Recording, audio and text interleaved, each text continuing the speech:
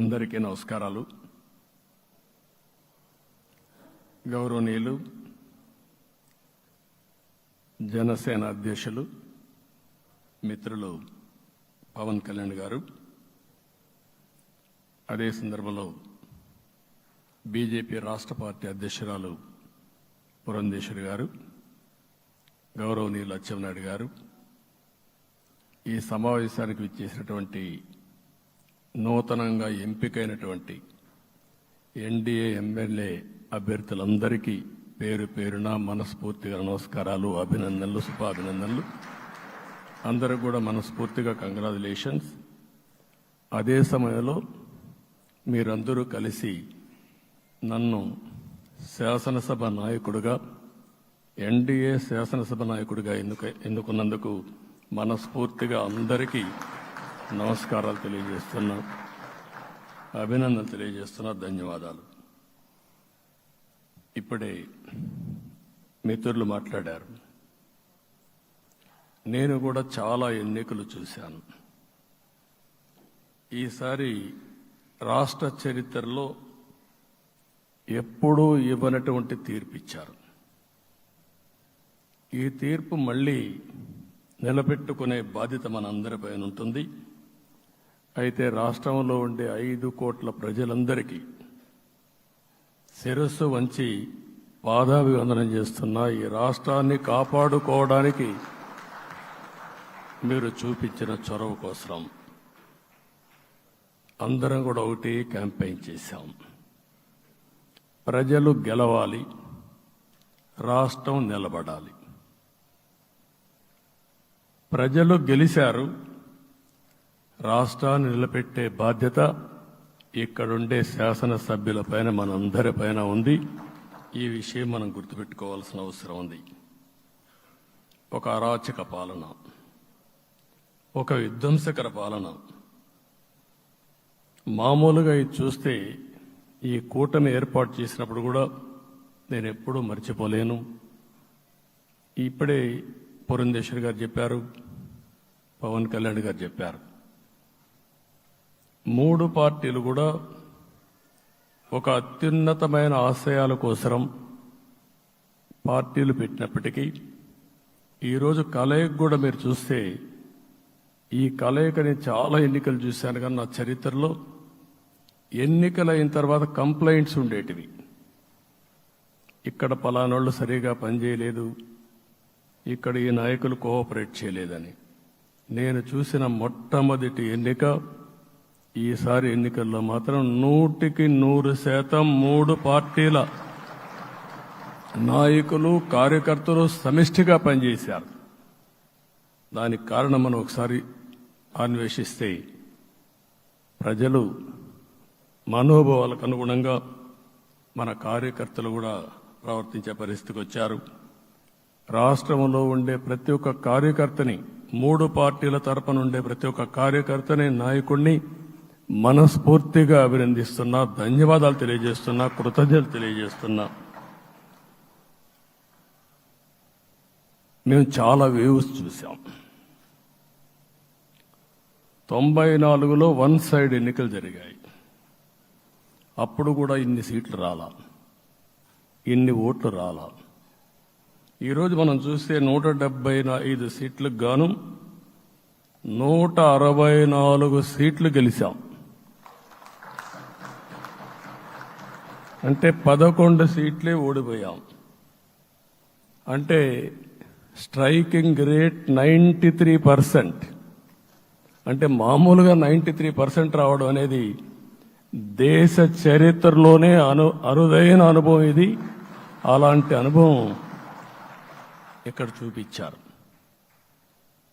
Voting కూడా 57% ఓట్లు వేశారు. మనకు 50% ఓట్లు వేస్తే ఎక్కువ అనుకుంటాం.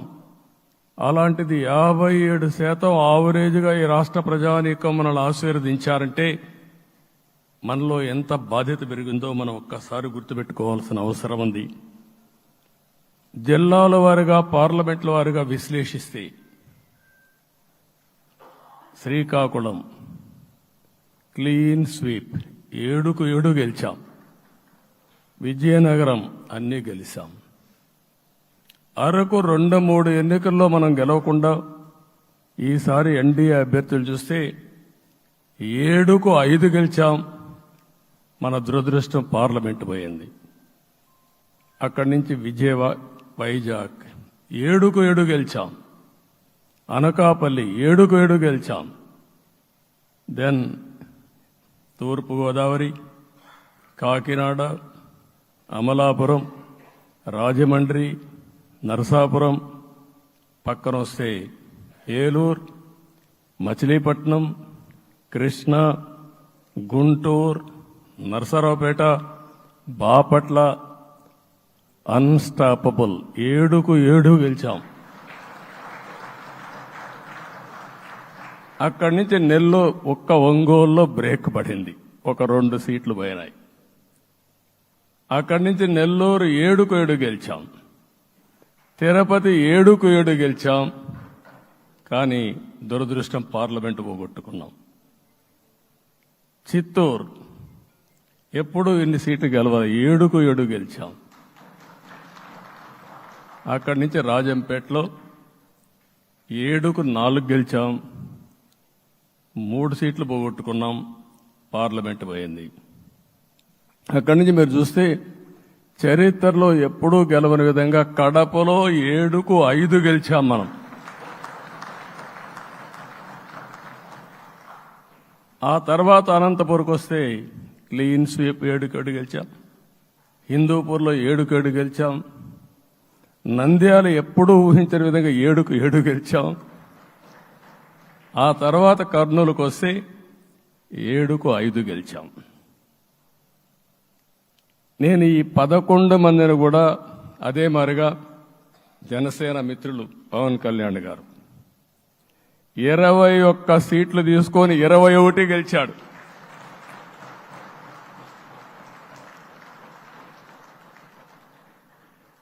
బీజేపీ 10 సీట్లు తీసుకుంటే 10 గెలిచారు, 8 గెలిచారు. అంటే 10కి 8 గెలవడం అనేది ఒక చరిత్ర. ఆ 2 సీట్లు కూడా కొన్ని ప్రత్యేకమైన కారణాల వల్ల ఓడిపోయాం తప్ప ఇంకోటి కాదు. అంటే ఇక్కడ ఒక లెసన్ మనందరికీ అర్థమైంది ఏంటంటే, అభ్యర్థులు గట్టిగా నిలబడుకున్న ప్రతి ఒక్క చోట ప్రజలు మనల్ని ఆశీర్వదించారు, గెలిపించారు. ఇదే ఈ యొక్క ఎన్నికల్లో మనందరం గుర్తుపెట్టుకోవాల్సిన ఒక ప్రత్యేకమైన విషయం. నేను చాలాసార్లు ఎన్నికలైన తర్వాత సమీక్షలు చేసుకున్నాం, కానీ ఇలాంటి విజయం, ఎలాంటి సాటిస్ఫాక్షన్ ఎప్పుడూ లేదు. దీనికి కారణం ప్రజలు మన మీద నమ్మకం పెట్టుకున్నారు. పార్లమెంట్ ఎన్నికల్లో కాదు, అసెంబ్లీ ఎన్నికల్లో చూస్తే 95,000 ఓట్ల మెజారిటీతో గెలిపించారు. గాజువాక 95,000 ఓట్ల మెజారిటీతో గెలిపించారు. ఈ విషయాలు నేను పవన్ కళ్యాణ్ గారు ఢిల్లీకి వెళ్ళినప్పుడు, పురంధేశ్వరి గారు వచ్చినప్పుడు, ఈ రాష్ట్రంలో ఇచ్చిన మ్యాండేట్ వల్ల ఢిల్లీలో మమ్మల్ని అందరూ గౌరవించే పరిస్థితికి వచ్చారు. మీ గెలుపు వల్ల ఈరోజు ఆంధ్రప్రదేశ్ రాష్ట్ర ప్రతిష్ట పెరిగింది, గౌరవం పెరిగింది.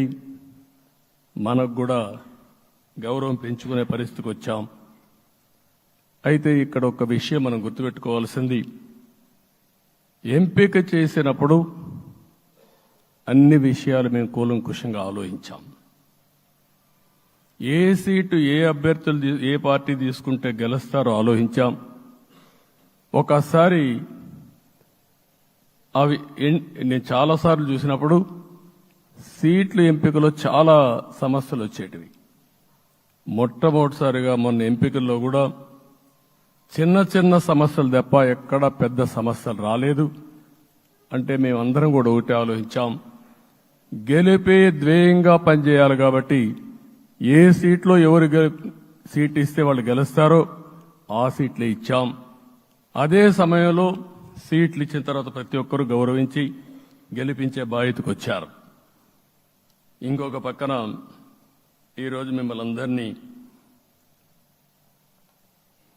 ఇప్పుడే పవన్ కళ్యాణ్ గారు చెప్పినట్టు వారి యొక్క సమయ స్ఫూర్తిని నేను ఎప్పుడూ మర్చిపోలేను.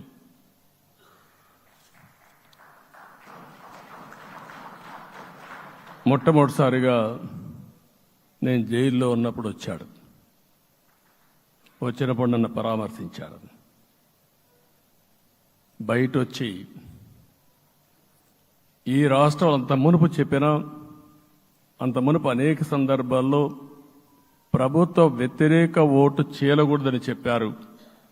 కానీ నన్ను చూసి బయటికి వెళ్ళిన తర్వాత ఈరోజు తెలుగుదేశం జనసేన పొత్తు పెట్టుకుంటున్నామని చెప్పిన మొదటి వ్యక్తి పవన్ కళ్యాణ్ గారు.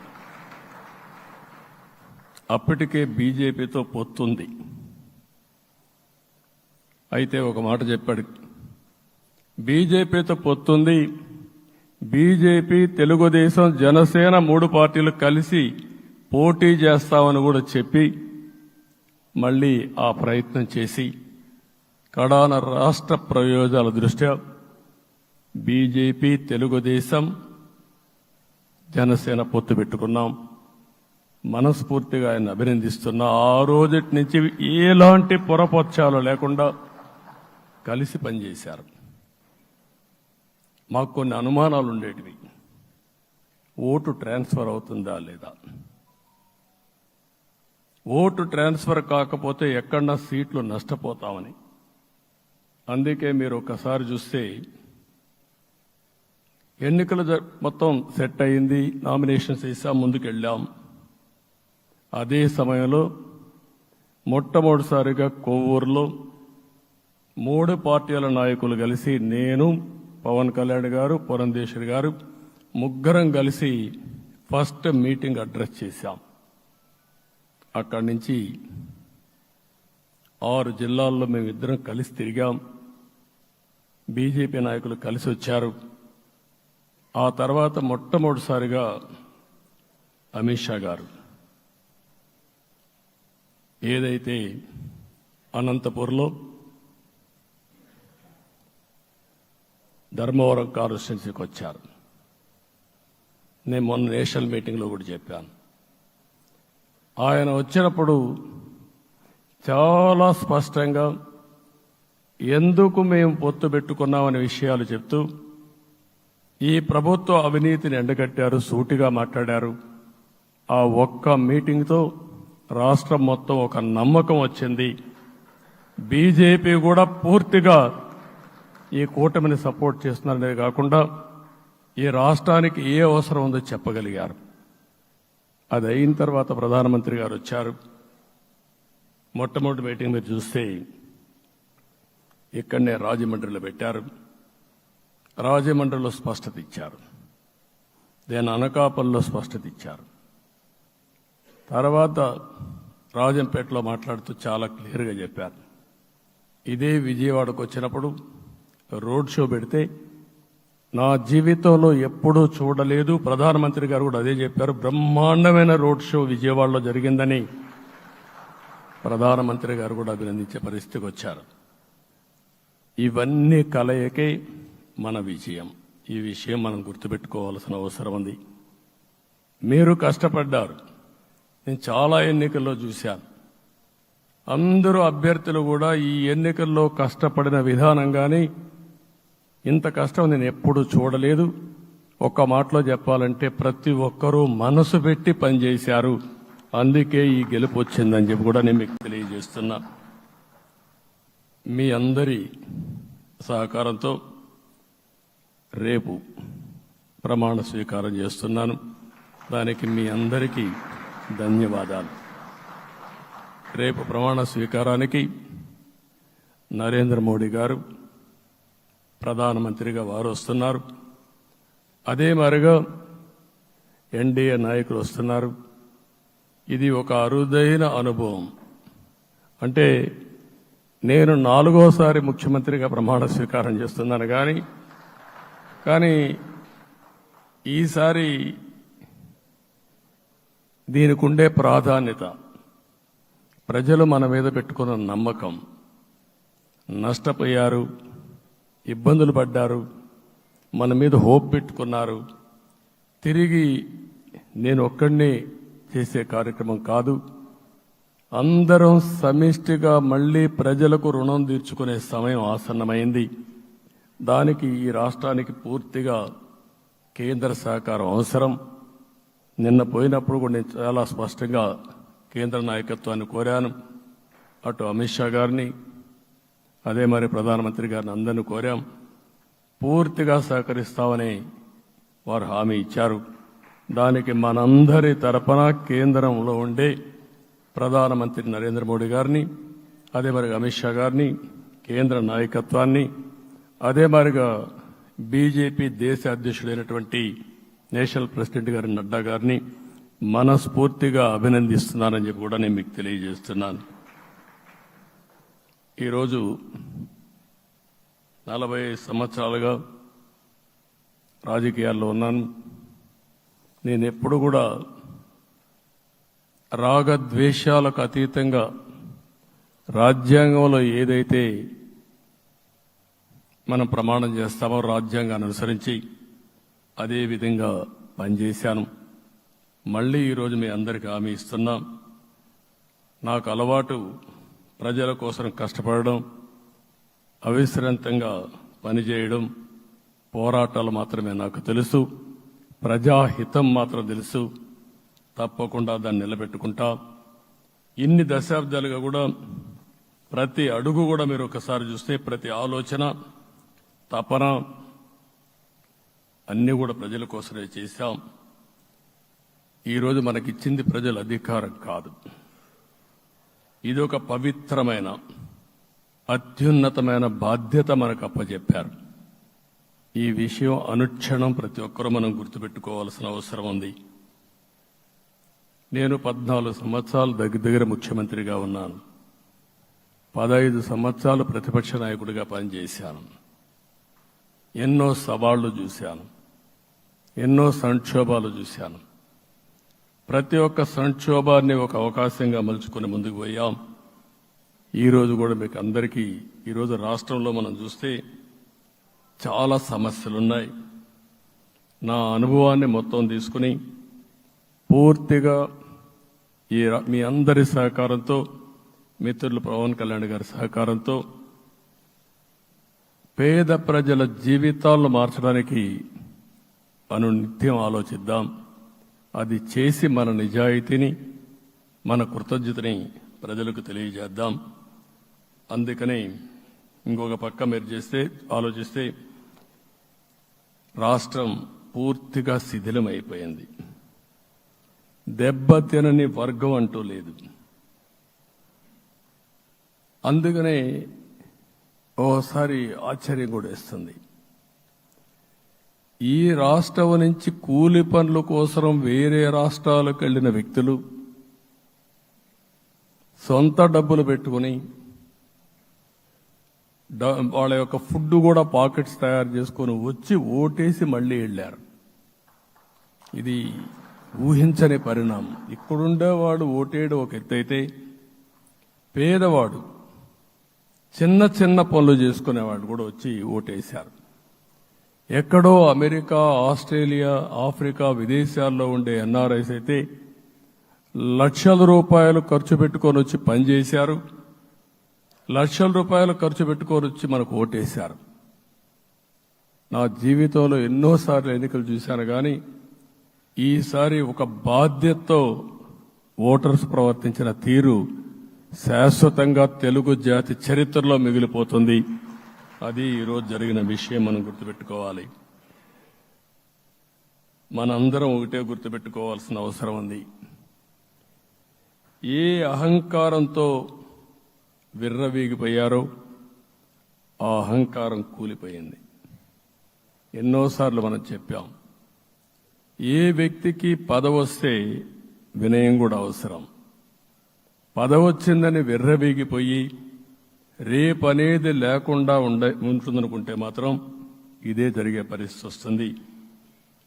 అయితే మీ అందరినీ నేను కోరేది ఒకటే, ఇవన్నీ ఒక కేస్ స్టడీగా మీరందరూ స్టడీ చేసుకోవాల్సిన అవసరం ఉంది.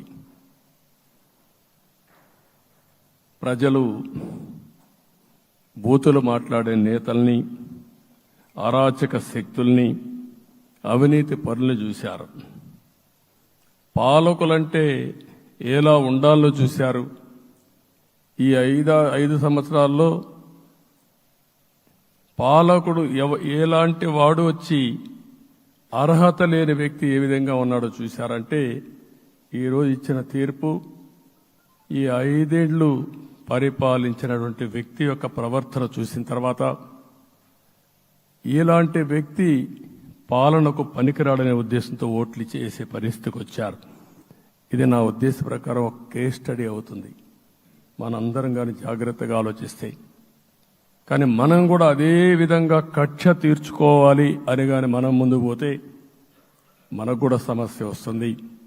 అదే సమయంలో ఒకటే చెప్తున్నా, తప్పు చేసిన వాడిని క్షమించి పూర్తిగా వదిలిపెడితే కూడా మళ్ళా అలవాటుగా మారుతుంది. తప్పు చేసిన వాళ్లకు శిక్ష పడవలసిన అవసరం ఉంది, చట్టపరంగా శిక్షించాల్సిన అవసరం ఉంది. అదే సమయంలో విధ్వంస రాజకీయాలు, కక్షా రాజకీయాలు కాకుండా ఇవన్నిటిని ప్రక్షాళన చేయాల్సిన అవసరం ఉందని చెప్పి కూడా నేను మీకు తెలియజేస్తున్నా. ఇంకొక పక్క 5 ఏళ్లలో ఎన్నో సంవత్సరాలు చూశాను కానీ కార్యకర్తలపైన దాడులు, హింసా రాజకీయాలు, అక్రమ కేసులు, వేధింపులు, కడాన సోషల్ యాక్టివిస్టులు కూడా ఇష్టానుసారంగా కేసులు పెట్టి హెరాస్ చేస్తే నిద్రపోకుండా వాళ్ళు కాపాడుకున్నాం. ఇంకొక పక్కన అన్ని పార్టీలకు 3 పార్టీలకు అనుభవం ఉంది. ఈరోజు మీరు చూస్తే ప్రాణాలు తీస్తూ అరాచకంగా ప్రవర్తిస్తూ తెలుగుదేశం పార్టీలో ఒక ఉదాహరణ చూసినప్పుడు అన్ని పార్టీలకు వర్తిస్తుంది. ఏదైతే మన పార్టీకి వ్యతిరేకంగా నేను ఆ పేర్లు చెప్పకూడదు కాబట్టి చెప్పలేదు, కానీ స్లోగన్ ఏమంటే కడాన మెడ మీద కత్తున్న జై తెలుగుదేశం అంటూ ప్రాణాలు వదిలిపెట్టే పరిస్థితికి వచ్చారు. ఇది ఊహించని పరిణామాలు ఇవన్నీ. ఇప్పుడు కూడా కళ్ళ ముందర తిరిగే పరిస్థితి వస్తుంది. అందుకే ఈరోజు మనందరం కూడా ఇవన్నీ గుర్తుపెట్టుకొని, నాకు జరిగిన అవమానాలు చూశారు. నేను అందుకే మా కుటుంబానికి జరిగిన అవమానంతో నేను కూడా భరించలేక బయట వచ్చినప్పుడు ఒకటే శపథం చేసి వచ్చాను. ఆ శపథం, ఇది గౌరవ సభ కాదు, ఇది కౌరవ సభ. ప్రజాక్షేత్రంలో గెలిచి మళ్లీ ఈ సభను గౌరవ సభగా చేసి అడుగు పెడతానని చెప్పి శపథం చేసి బయట వచ్చాను. ఓసారి ఇవన్నీ చరిత్ర. ఆ శపథాన్ని ప్రజలు గౌరవించారు. గౌరవించిన ప్రజల్ని నిలబెట్టే బాధ్యత మనందరిపైన ఉంది. సభను కూడా ఎన్నోసార్లు పవన్ కళ్యాణ్ గారు చెప్పారు, భవిష్యత్తులో ఆంధ్రప్రదేశ్ శాసనసభని ఒక గౌరవ సభగా చేసి ప్రజా సమస్యల్ని చర్చిస్తామని చాలా స్పష్టంగా చెప్పారు. అలాంటి బ్రహ్మాండమైన వాతావరణం క్రియేట్ అవుతుంది. దానికి ఒక శాసనసభాపక్ష నాయకుడిగా నేను హామీ ఇస్తున్నా. మళ్లీ ఈ సభను గౌరవ సభగా, ఈరోజు మన పరిపాలన ప్రజా ప్రభుత్వంగా మనం ముందుకు పోవాల్సిన అవసరం ఉంది. ముందుకు పోతామని చెప్పి కూడా నేను మీకు తెలియజేస్తున్నా. ఇంకా కిందికి డెప్త్కి వెళ్తే గవర్నమెంట్లో ఏముందో ఇప్పటికి తెలియదు, ఎంత అప్పు ఉందో తెలియదు, ఎక్కడెక్కడ తెచ్చారో తెలియదు. ఇవన్నీ కూడా డెప్త్కి వెళ్ళినప్పుడు ఎన్ని లక్షల కోట్ల అప్పు ఉంది, ఏదేది తాకట్టు పెట్టారు, ఆర్థిక వ్యవస్థ ఏ విధంగా చిన్నాభిన్నం అయిపోయింది, ఇవన్నీ కూడా అధ్యయనం చేసుకోవాల్సిన అవసరం ఉంది. ఇరిగేషన్ రంగాన్ని పూర్తిగా నిర్వీర్యం చేశారు. రాష్ట్రానికి అతి ముఖ్యమైన ప్రాజెక్టు పోలవరం. కేంద్రం క్లియర్గా పోలవరానికి సహకరించారు. నాకు ఇప్పుడు కూడా జ్ఞాపకం ఉంది, 2014 కంటే ముందు నేను ముఖ్యమంత్రి అయ్యాను, ఎంపికయ్యాను, ఢిల్లీకి వెళ్ళాను, ఢిల్లీకి వెళ్ళినప్పుడు 7 మండలాలు తెలంగాణలో ఉన్నాయి. పోలవరం ముంపుకు గురి అయ్యే 7 మండలాలు తెలంగాణలో ఉన్నాయి. ఆ 7 మండలాలు అక్కడుంటే జూన్ 2వ తారీఖున నోటిఫికేషన్ వస్తే ఆ తర్వాత తెలంగాణ అనుమతి ఉంటే తప్ప, పునరావాసానికి ఒప్పుకుంటే తప్ప మనం పోలవరం కట్టే పరిస్థితి లేదు. ఆ రోజు రాజ్నాథ్ సింగ్ గారు పార్టీ అధ్యక్షుడు. అదే మాదిరిగా ఆ రోజు వెంకయ్య నాయుడు గారు కూడా యాక్టివ్గా ఉన్నారు. నేను ఒకటే కోరాను, ప్రజలు నన్ను ఎంపిక చేసుకున్నారు, ఇక్కడ మనం ఎన్డీఏ వచ్చింది, ఈ ప్రాజెక్టు పూర్తి కావాలంటే ఆ 7 మండలాలు ఆంధ్రప్రదేశ్ రాష్ట్రానికి ఇస్తే తప్ప పూర్తి కాదు. మీరు 7 మండలాలు ఇవ్వకపోతే నేను ప్రమాణ స్వీకారం చేయను, నాకు ఈ పదవి వద్దని ఆ రోజు చాలా స్పష్టంగా చెప్పాను. ఇది ఎప్పుడు కూడా చరిత్రలో ఎప్పుడు జరగని విషయం. ఆ రోజు ప్రధానమంత్రి గారు నరేంద్ర మోడీ గారు ఇవన్నీ ఆలోచించి ఫస్ట్ క్యాబినెట్ మీటింగ్లో పెట్టి ఒక ఆర్డినెన్స్ ఇచ్చి ఆ 7 మండలాలు ఆంధ్రప్రదేశ్కి ఇచ్చి తర్వాత పార్లమెంట్ సమావేశాలు పెట్టుకున్నారంటే అది ఒక చరిత్ర. అంటే ఆ రోజు కానీ కేంద్రంగాన 7 మండలాలు ఇవ్వకపోయుంటే పోలవరం ప్రాజెక్టు ప్రారంభమయ్యేది కాదు. అన్ని కష్టాలు పడి మళ్లీ డబ్బులన్నీ కోర్టులో ఉండే కేసులన్నీ విత్డ్రా చేయించి అన్నీ చేయించాం. 72% పనులు పూర్తి చేశాం. ఈరోజు మళ్లీ మొదటికి వచ్చింది. డయాఫామ్ వాల్ పూర్తిగా కొట్టుకొని పోయే పరిస్థితికి వచ్చింది, డ్యామేజ్కి అయ్యే పరిస్థితి వచ్చింది, ఎక్కడుందో తెలియని పరిస్థితి. మళ్లీ కేంద్ర సహకారంతో రాష్ట్రానికి అతి ముఖ్యమైన ప్రాజెక్టు పోలవరం, దీన్ని పూర్తి చేసే బాధ్యత, దీన్ని పూర్తి చేసి నదుల అనుసంధానం చేసి మన అందరం ప్రతి ఒక్క ఎకరాకు నీళ్లు ఇవ్వగలిగితే దానికంటే బ్రహ్మాండమైన కార్యక్రమం ఏమీ ఉండదు. వ్యవసాయ రంగం స్టెబిలైజ్ అవుతుంది. ఇది సాధించడానికి అన్ని విధాలా కష్టపడతామని చెప్పి కూడా నేను మీకు తెలియజేస్తున్నాను. ఇంకొక పక్క వ్యవసాయ రంగం పూర్తిగా సంక్షోభంలో పడిపోయింది. రైతులు అప్పుల పాలయ్యారు. 5 ఏళ్లలో 9 సార్లు కరెంటు ఛార్జీలు పెంచారు. ఈ విధంగా ఇవన్నీ కూడా ఇంకొక పక్క మీరు చూస్తే అమరావతి 10 సంవత్సరాల తర్వాత మన రాజధాని ఏదంటే చెప్పుకోలేని పరిస్థితి. ఇప్పటికి కూడా మనకు గుర్తొచ్చేది ప్రజావేదిక విధ్వంసం. అలాంటి దుర్మార్గమైన కార్యక్రమాలు జరిగాయి. ఇవన్నీ కూడా గుర్తు చేసుకుంటూనే కక్షపూరిత రాజకీయాలు కాకుండా కన్స్ట్రక్టివ్ పాలిటిక్స్కి మనం ముందుకు పోవాల్సిన అవసరం ఉంది. అందుకే ఈరోజు నేను ఒకటే మీ అందరికీ హామీ ఇస్తున్న, మీ ద్వారా ప్రజలందరికీ, మనది ప్రజాప్రభుత్వం. ఇకపైన మన ప్రభుత్వంలో ప్రజావేదికల కూల్చివేతలుండవు. 3 రాజధానులంటూ రాష్ట్ర భవిష్యత్తు ఆటలాడే పరిస్థితి ఉండదు. మన రాజధాని అమరావతి, అమరావతి రాజధాని. విశాఖపట్నం ఆర్థిక రాజధానిగా, ఒక ప్రత్యేకమైన సిటీగా, ఆధునికమైన నగరంగా తయారు చేసుకుందాం. దాన్ని ఎప్పుడు కూడా నేను కంబైన్డ్ ఆంధ్రప్రదేశ్ కూడా గుర్తుపెట్టుకున్నాను. విశాఖపట్నం అటు జనసేనకు, తెలుగుదేశానికి, బీజేపీకి ముగ్గురు కూడా చాలా ముఖ్యమైన నగరం ఇది.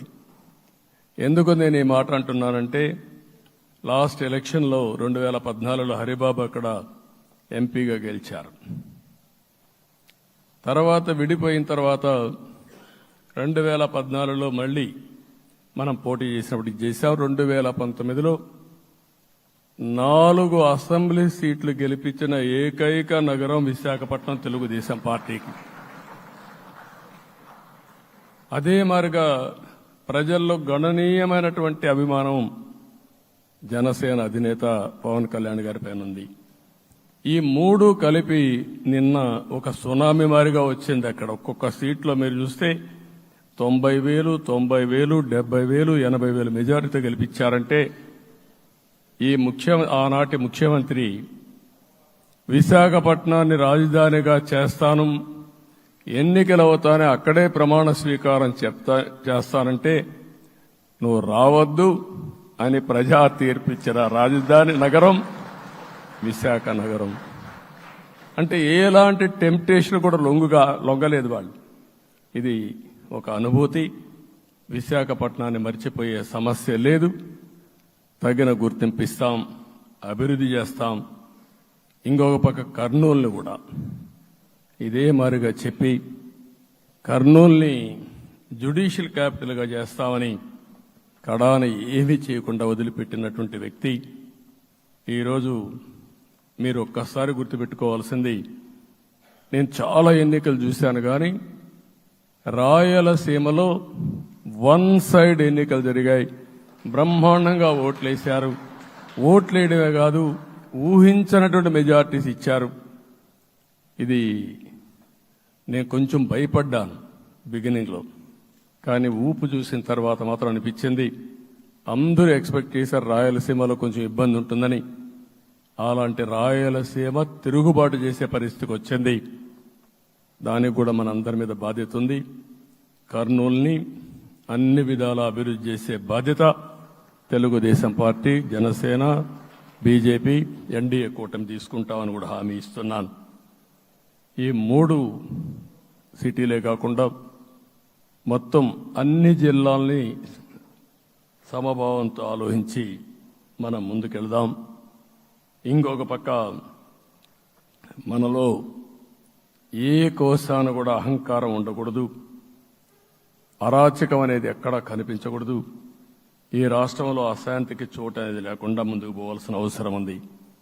రాష్ట్ర ప్రజలందరికీ హామీ ఇస్తున్నా, సీఎం వస్తున్నాడంటే చెట్లు కొట్టేయడం, లేకపోతే రోడ్లు మూసేయడం, షాపులు బంద్ చేయడం, పరదాలు కట్టుకోవడం అవన్నీ ఉండవు.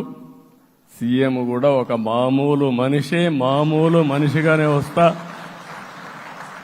అందరితో కలిసి ఉంటాం. నేను సీఎంగా ఉన్నా మా మిత్రుడు పవన్ కళ్యాణ్ గారు ఏ హోదాలో ఉన్నది కూడా రేపు అనౌన్స్ చేసుకుంటాం. మేమందరం కూడా సామాన్యమైన వ్యక్తులుగానే వస్తాం మీ దగ్గరికి, మీలో ఒక వ్యక్తిగా ఉంటాం. మాకు హోదా సేవ కోసరం తప్ప పెత్తనం కోసరం కాదు. ఆ విషయం ప్రజలందరికీ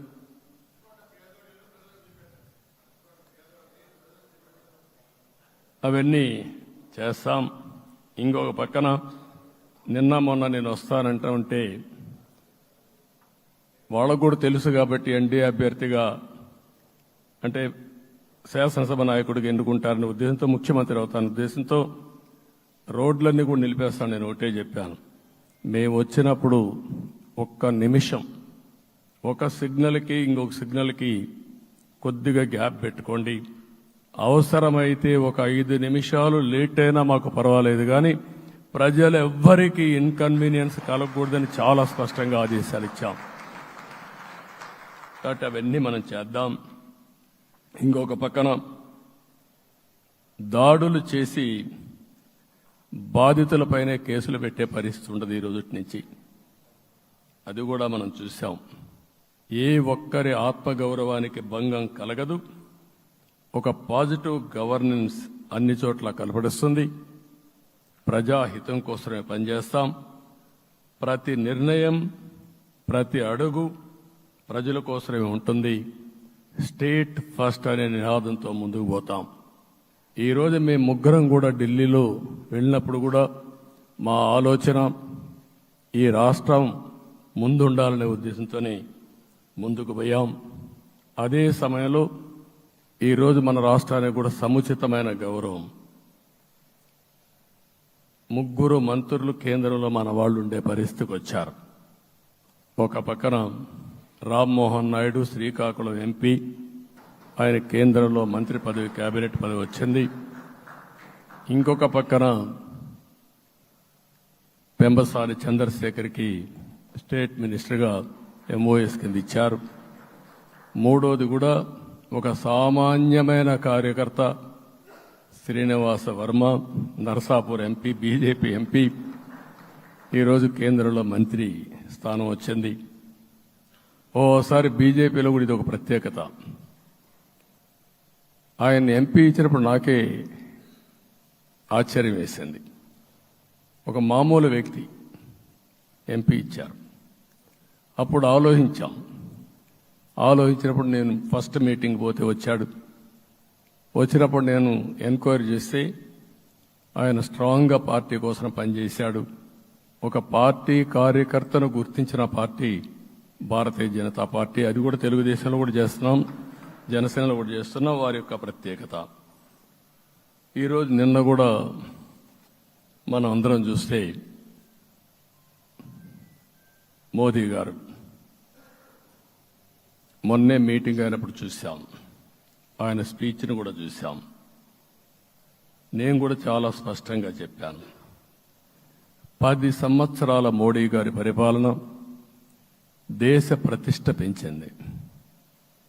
ప్రపంచంలోనే భారతీయులకు గుర్తింపు వచ్చింది. 11వ స్థానంలో ఉన్న ఆర్థిక వ్యవస్థ ఈరోజు 5వ స్థానానికి తీసుకొచ్చారు. ఇంకొక పక్కన ఎన్డీఏ 3.0 ఈ పరిపాలన 5 ఏళ్లలో 5వ స్థానం నుంచి 3వ ఆర్థిక అతిపెద్ద దేశంగా భారతదేశం ఎమర్జ్ కాబోతుంది. ఇది మన దేశానికి గర్వకారణం. ఇంకొక పక్కన ఆయన కల వికసిత్ భారత్ 2047, మనందరి కల వికసిత్ ఆంధ్రప్రదేశ్. ఇది మనందరం ఒక కలగా పెట్టుకొని ముందుకు పోవాల్సిన అవసరం ఉంది. అదే సమయంలో మనందరి ఆలోచన పేదరికం లేని సమాజం, zero poverty nation, zero poverty state, zero poverty నియోజకవర్గం. ఇది ఎన్టీ రామారావు గారి కళ. ఆయన చాలాసార్లు నేను మొన్న కూడా చెప్పాను, ఒకప్పుడు కమ్యూనిజం, క్యాపిటలిజం, సోషలిజం ఇది ఆర్థిక సంస్కరణ రాని ముందు ప్రతి ఒక్కరిని అడిగే విధానం. ఎవరిని అడిగినా మీరు ఏ సైడ్ ఉంటారని అడిగేవాళ్ళు. అలాంటి సమయంలో ఎన్టీ రామారావు గారిని మీరు ఏ ఇజాన్ని నమ్ముతారో చెప్పమంటే, నాకు ఈ ఇజాల గురించి తెలియదు, నాకు తెలిసింది ఒకే ఒక ఇజం, అది హ్యూమనిజం అని చెప్పిన ఏకైక నాయకుడు భారతదేశంలో ఎన్టీ రామారావు గారు. ఆయన ఆ రోజు చెప్పింది పేదరికం లేని సమాజాన్ని సృష్టించాలని, పేదవాళ్లే దేవుళ్ళు, సమాజమే దేవాలయం అని చెప్పిన వ్యక్తి. ఆ కళని సాధికారం చేద్దాం. అదే నేను నిన్న చెప్పినప్పుడు కూడా ఈ దేశం అభివృద్ధి కావడంలో ఎలాంటి అనుమానం లేదు. కానీ ఆ అభివృద్ధి ఫలితాలు పేదవాళ్లకు తీసుకుపోవడంలో కాన్షియస్ ప్రజా నిర్ణయాలు తీసుకోవాలి, పబ్లిక్ పాలసీ తీసుకోవాలి. దానికి మన రాష్ట్రం నాంది పలికి కేంద్రానికి కూడా ఒక ఆదర్శంగా మనం నిరూపించుకుందాం.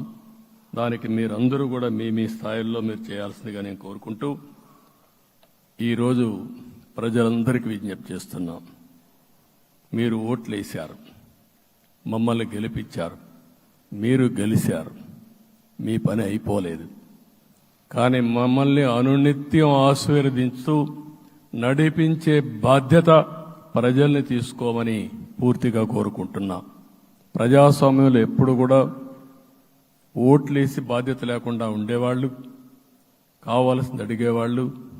నిన్న ఎన్నికల్లో చాలా మందిని చూశాను. ఫస్ట్ టైం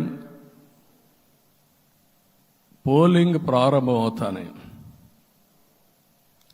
అరాకొర వచ్చేవాళ్ళు. పోలింగ్ స్టేషన్లో కూడా మనుషులు ఉండేవాళ్ళు కాదు. కొంతమంది మధ్య తరగతి అబవ్ ఉండేవాళ్ళైతే ఎప్పుడో మధ్యాహ్నం పైన పోదామని ఇంట్లో లీజర్గా పడుకునేవాళ్ళు. మధ్యాహ్నం పైన కూడా ఖాళీగా ఉంటే వచ్చేవాళ్ళు, ఎండలు ఎక్కువ ఉంటే కొంతమంది అవాయిడ్ చేసేవాళ్ళు. అందుకే మొన్న ఎన్నికల్లో మీరు చూస్తే ఫస్ట్ అవర్లో ప్రతి ఒక్క పోలింగ్ స్టేషన్ ఫుల్గా క్యూలు ఉన్నాయి. ఆ క్యూలు కంటిన్యూ అయింది. మీరు చూస్తే రాత్రి 2 గంటల వరకు క్యూలో నిలబడుకొని ఓట్లు వేశారంటే వాళ్ళ బాధ్యత వాళ్ళు నెరవేర్చారు. దానికి మనం అందరం గుర్తుపెట్టుకొని ఏ విధంగా చేయాలనో మనం కూడా చేయాల్సిన అవసరం ఉంది. ప్రజలందరికీ విజ్ఞప్తి చేస్తున్నా, మమ్మల్ని నడిపించండి. ఎక్కడైనా మేము తప్పు చేస్తే చెప్పే విధానం కూడా ఎస్టాబ్లిష్ చేస్తాం. ఎప్పటికప్పుడు ఫీడ్బ్యాక్ ఇవ్వండి. ఫైనల్గా కలిసి సాగుదాం, రాష్ట్రాన్ని పునర్నిర్మాణం చేద్దాం.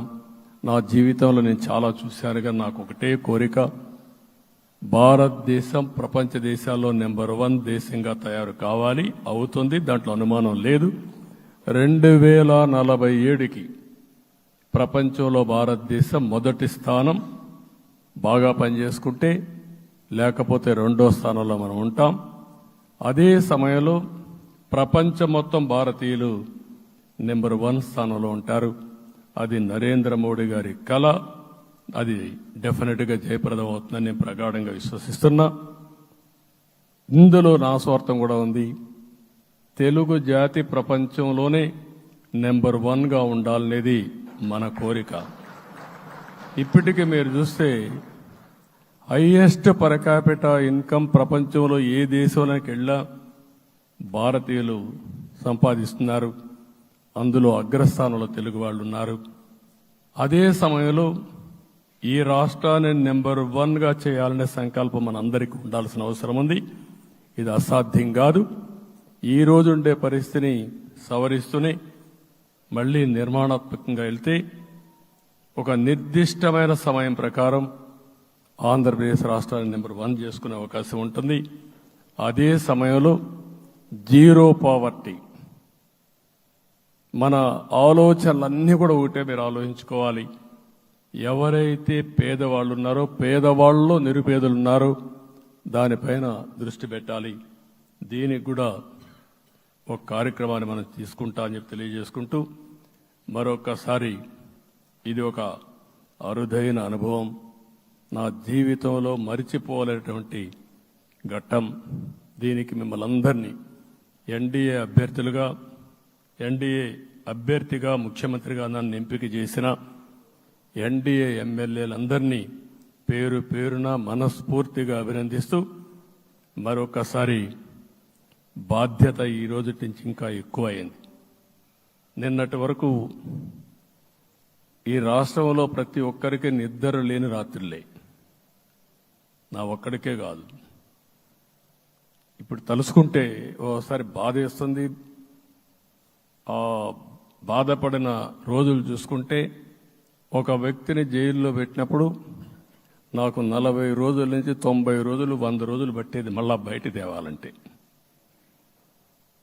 మళ్ళా జైల్లో ఏం చేస్తారో తెలియదు. అక్కడి నుంచి ఇంకా ప్రెషర్ మౌంటప్ చేసుకుంటూ వచ్చాం. ఆ త్యాగం చేసిన రోజులను ఒకసారి గుర్తుపెట్టుకుంటూ, సఫర్ అయిన ప్రతి ఒక్కరిని, పార్టీ కార్యకర్తలనే కాకుండా ప్రజలను కూడా గుర్తుపెట్టుకొని, సోషల్ యాక్టివిస్టులు గుర్తుపెట్టుకొని ఈ రాష్ట్ర పునర్నిర్మాణం కోసం ముందుకు పోదామని తెలియజేసుకుంటూ, మరొకసారి మీ అందరికీ మనస్ఫూర్తిగా అభినందనలు తెలియజేసుకుంటూ, నన్ను పూర్తిగా బలపరిచినటువంటి మిత్రుడు పవన్ కళ్యాణ్ గారికి, అదే మరిగా బీజేపీ నాయకత్వానికి, పురంధేశ్వరి గారు ఇక్కడ నేను చూశాను. మేమిద్దరం, వారు ఎంపీ అభ్యర్థిగా ఉన్నప్పటికీ ఎప్పుడో కంప్లైంట్ చేసినా లేకుంటే కోఆర్డినేషన్ ప్రాబ్లం వచ్చినా ఇమీడియట్గా స్పందించి వారు కూడా కోఆర్డినేట్ చేశారు. అందరూ కూడా ఎక్కడ పొరపచ్చాలు లేకుండా మనస్ఫూర్తిగా చేశాం కాబట్టి ఈ గెలుపు సాధ్యమైంది. ఈ గెలుపుకు సహకరించిన ప్రతి ఒక్క నాయకుడికి, ప్రతి ఒక్క పార్టీకి, ప్రతి ఒక్క కార్యకర్తకి, ప్రజలందరికీ కూడా పేరు పేరున మనస్ఫూర్తిగా నమస్కారాలు తెలియజేసుకుంటూ మీ అందరి దగ్గర సెలవు తీసుకుంటున్నాను. జై హింద్.